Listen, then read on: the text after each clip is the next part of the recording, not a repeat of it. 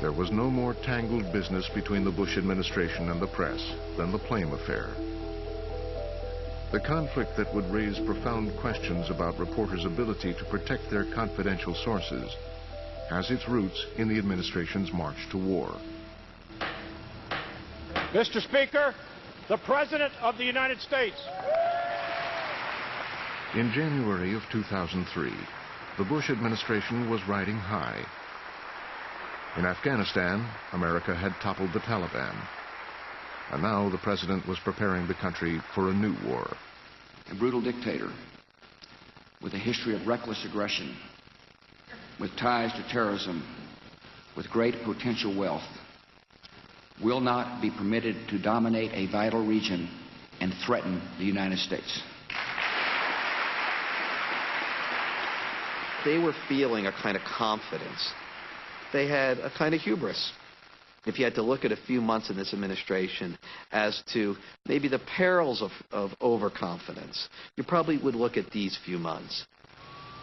Saddam has perfected the game of cheat and retreat and is very skilled in the art of denial and deception.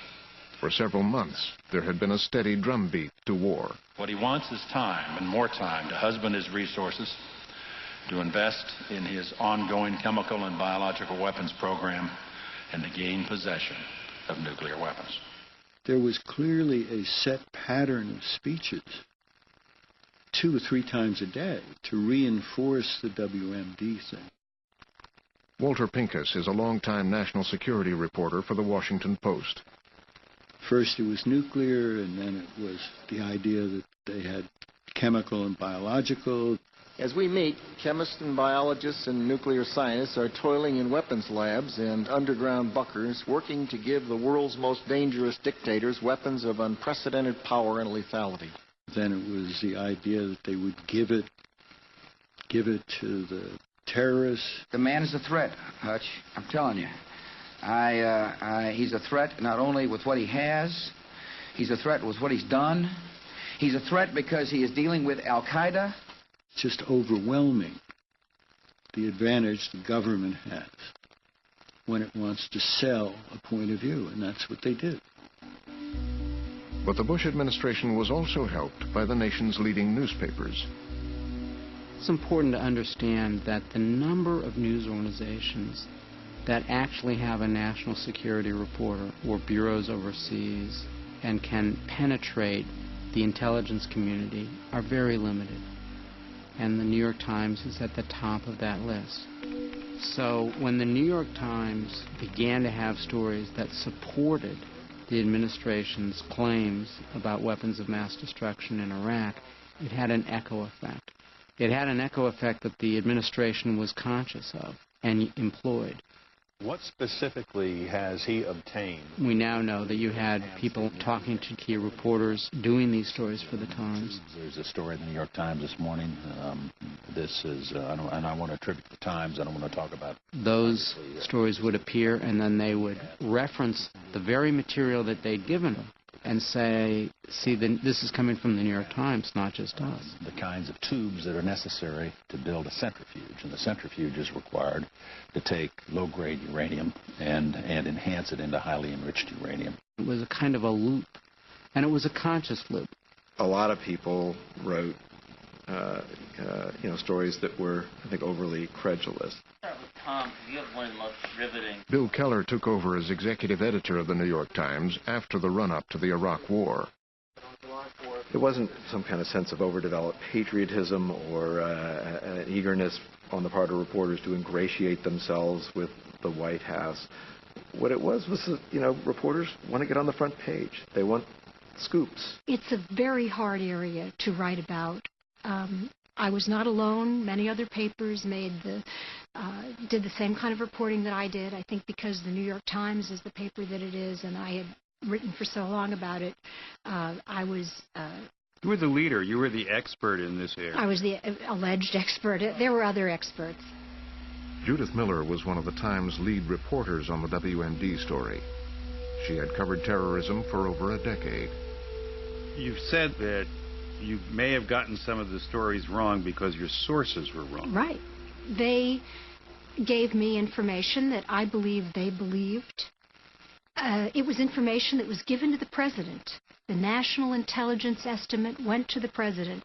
Well, if the president was being given this information, it was the official intelligence assessment of the United States government and the intelligence community. I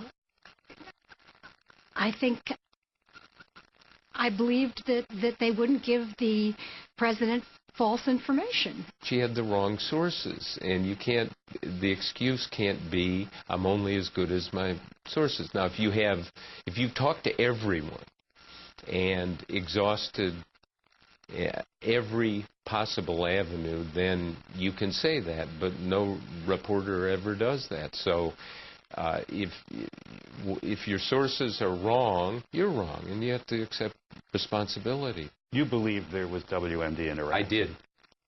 You said as much publicly? Yes. What happens if we go to war against Iraq and we get to knock them right out and we find no weapons of mass destruction? I think the chance of that happening is about zero. There's just too much there. When I say the chances are about zero, that's the way it looked. It was totally wrong.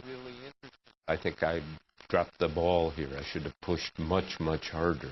Harder on the skepticism about the reality of WMD. Yes. In other words, said, hey, look, the evidence is not as strong as they are claiming.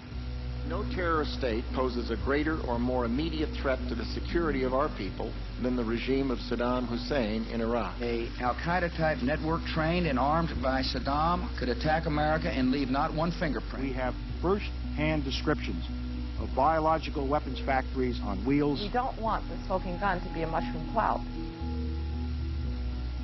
Many in the media got the WMD story wrong. The one part of the bill of particulars against Saddam... Frontline aired its own report on the possible threats of Saddam's weapons programs. When a man known as Saddam's bomb maker went to work. The way that the press was sold and spun and turned around and just fooled by the White House in the run-up to the war represents more than just a misstory. How can one say that we have a watchdog press after a performance like that? In fact, there was some WMD reporting that did get the story right. What we were doing was following reporting, and good solid reporting was telling us one thing, and that's what we wrote. Clark Hoyt was Knight Ridder's Washington editor during the run-up to the war in Iraq. What we were hearing from very good sources was really nothing has changed with Iraq.